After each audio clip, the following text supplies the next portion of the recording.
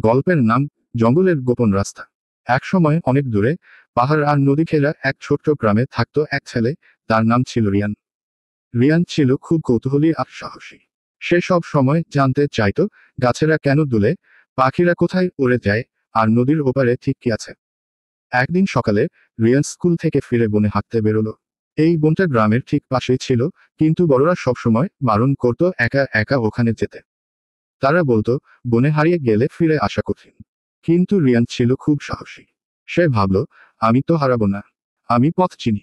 চলতে চলতে সে এক অদ্ভুত গাছের সামনে এসে দাঁড়ালো। গাছটা অনেক পুরনো, মোটা, আর তার এক পাশে ছিল ছোট একটা দরজা। রিয়ান কখনো এমন দরজা কোনো গাছে দেখেনি। সে কৌতূহলী হয়ে দরজাটা ঠেলে খুলে ফেলল।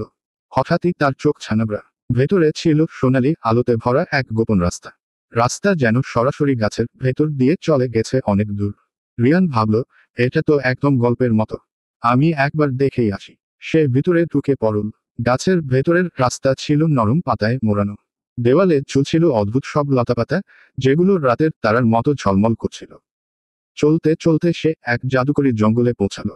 এই জঙ্গল ছিল রঙিন, প্রাণবন্ত আর সম্পূর্ণ কল্পনার মতো।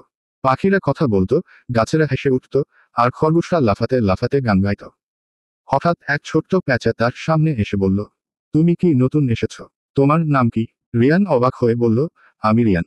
তুমি কি কথা বলতে পারো? প্যাঁচা হেসে বলল, এই জঙ্গলের সব প্রাণী কথা বলতে পারে। আমরা সবাই বন্ধুত্ব ভালোবাসি। রিয়ান খুশিতে লাফিয়ে উঠল। তার মনে হচ্ছিল যেন সে স্বপ্ন দেখছে। তখন প্যাঁচা বলল, তুমি কি আমাদের একটু সাহায্য করতে পারো? রিয়ান বলল, কি সাহায্য? প্যাঁচা বলল, এই জঙ্গলের মাঝখানে এক বিশাল ফুলের বাগান আছে। সেই বাগানের একমাত্র রঙিন ফুলটা শুকিয়ে যাচ্ছে। আমরা সবাই খুব দুঃখিত, কারণ সেই ফুল থেকেই আমাদের জঙ্গল আলো পায়। রিয়ান চিন্তায় পড়ে গেল। সে ভাবল, এই ফুলটা যদি শুকিয়ে যায়, তাহলে তো পুরো জঙ্গল অন্ধকারে ডুবে যাবে। সে জিজ্ঞেস করল, ফুলটা কিভাবে বাঁচানো যায়? প্যাঁচা বলল, তাকে চাই হাসি, ভালোবাসা আর একজন সাহসী বন্ধুর সাহচর্য। তুমি কি আমাদের সেই বন্ধু হতে পারো? রিয়ান মাথা নাড়ল। সে ঠিক করল, সে এই জঙ্গলকে অন্ধকারে হারিয়ে যেতে দেবে না। প্যাঁচা তাকে নিয়ে গেল ফুলের বাগানে। সেখানে একটা বিরাট গোলাপি ফুল মলিন হয়ে পড়েছিল। তার পাপড়িগুলো ঝুলে পড়েছে, আর চারপাশে অন্ধকার জমা হচ্ছিল। রিয়ান ধীরে ধীরে ফুলটার সামনে গিয়ে বলল, তুমি একা নও, আমি এসেছি তোমার বন্ধু হতে। তখন ফুলটা আস্তে করে কেঁপে উঠল। রিয়ান হেসে উঠল, নাচতে লাগলো, গান ধরল। সে বলল, তুমি জানো, আমি তোমার জন্য পৃথিবীর সবচেয়ে মজার গল্প বলবো। সে গল্প বলতে লাগলো, তার স্কুলের বন্ধুদের কথা, গ্রামের পুকুরে মাছ ধরা, আর তার প্রিয় পিঁপড়েটার কীর্তিকলাপ।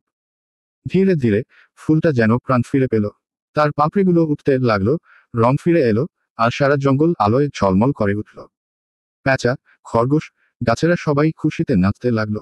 তারা সবাই চিৎকার করে বলল, রিয়ান, তুমি আমাদের সত্যিকার বন্ধু। হঠাৎ রিয়ান দেখল, তার পায়ের নিচের মাটি ধীরে ধীরে আলোর মধ্যে মিলিয়ে যাচ্ছে। সে চোখ বন্ধ করল। চোখ খুলে দেখে, সে আবার সেই পুরনো গাছটার দরজার সামনে দাঁড়িয়ে আছে। সূর্য ডুবে যাচ্ছে, আর তার হাতের মুঠোয় একটা ছোট্ট রঙিন পাপড়ি। সে বুঝে গেল, সবটা স্বপ্ন ছিল না।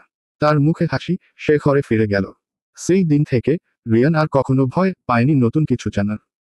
সে বুঝে গিয়েছিল, সাহস, ভালোবাসা আর বন্ধুত্ব দিয়ে অনেক কিছু বদলে দেওয়া যায়।